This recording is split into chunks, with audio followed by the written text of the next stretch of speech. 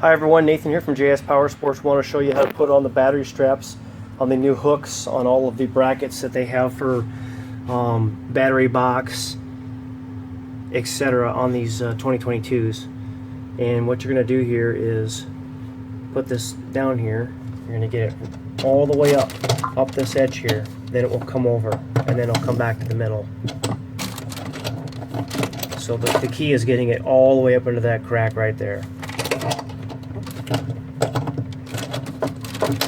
And then for this opposite side here, you might have to use a screwdriver to help you pry it over, but the same type of deal. You're going to get it down in there, and you can use a regular screwdriver, or we've got one here that we ground just a little bit out of.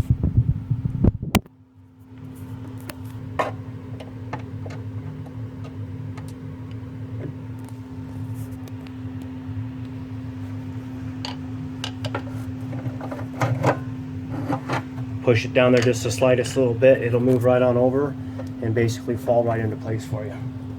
Hope that's helpful. Hit like, hit subscribe, we'll bring you some more videos.